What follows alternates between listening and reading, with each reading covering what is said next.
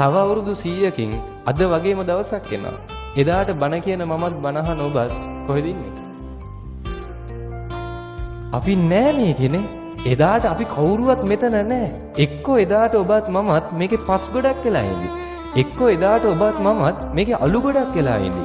මැරිලා ගියන් පස්සේ ওই ජීවත් වෙලා ඉන්න කාලේ අපි රණ්ඩු වෙනවා, ඔට්ටු වෙනවා, දේවල් තමන්ගේ කරගන්න දුක් වෙනවා, ඉඩම් ටික පරිස්සම් කරගන්න රණ්ඩු වෙනවා, රණ්ඩු වෙවි කියනවා මේ ඉඩම පරිස්සම් කරගන්න මහන්සි වෙන්නේ මම වෙනුවෙන් මගේ ඊළඟ පරම්පරාවට. කොච්චර කැප වුණත් කොච්චර මහන්සි වුණත් මතක තියාගන්න මැරිලා ගිහිල්ලා උපරිම අවුරුද්දයි. හරිද? අවුරුදු 100කින් කිසිම කතාවක් ඔබ ගැන මම ගැන නැති වෙයි මේකේ. ඔබ මැරිච්ච දවසට මේ මිනිස්සු ළඟම ඉන්න පිරිස දවසේ වැළපෙයි. හැබැයි දෙවෙනි දවසේ අඬනවද පළවෙනි දවසේ තරම්? නෑ. තුන්වෙනි දවසේ දෙවෙනි දවසේ තරම් අඬන්නේ නෑ. 7 දවස් එනකන් අඬ වැළපි ඉඳි. හැබැයි ඊට පස්සේ 7 දවසේ පින්කම කරන් පස්සේ ඉඳලා හිටලා අඬයි වැළපෙයි. නේ හැබැයි ඒ හැටි එකක් නෑ. 3 මාසේ යනකන් සමහර විට අඬ ඉඳි කොච්චරම ළඟ බැඳීමක් තිබුණා. වැළපි ඉඳි 3 මාසේ දානෙත් දෙයි. ඊට පස්සේ විටින් විට මතක් වුණොත් අඬයි වැළපෙයි. අවුරුද්දේ දානේ දුන්නම් පස්සේ අවුරුද්දේ පින්කම කරන් පස්සේ අවුරුද්දක් යද්දී ඔබ ගැන මම ගැන මේකේ කතා කරන්න කෙනෙක් නැති වෙයි. එදාට අවුරුද්දේ පින්කම කරાવી සමහර විට. උපරිම එතනින් නවතී. එදායින් පස්සේ මතක තියාගන්න ඔබ මැරිලා අවුරුද්දකින් පස්සේ උපරිම ගෙදර කබඩ් එක උඩ ෆොටෝ එකක් විදිහට ඔබ ඉඳීවි.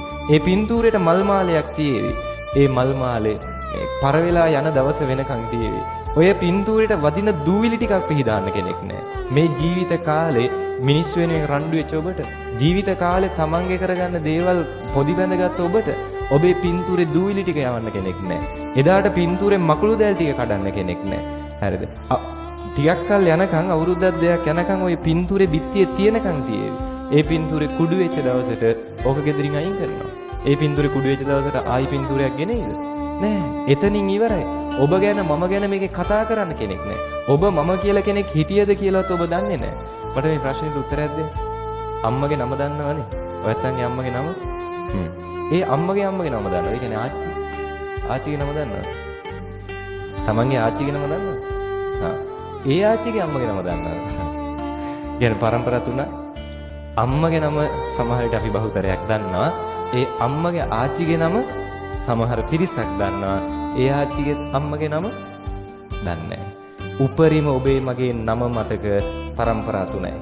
උපරිම පරම්පරා දෙකයි. තුන්වෙනි පරම්පරාවට ඔබේ මගේ නමවත් මතක නැහැ. ඇයි එහෙනම් අපි මේකේ රණ්ඩු වෙන්නේ නේ? ඇයි අපි මේකේ ඔට්ටු වෙන්නේ? මොනව පරිස්සම් කරගන්නද? දැන් මැරිලා ගියොත් අපිට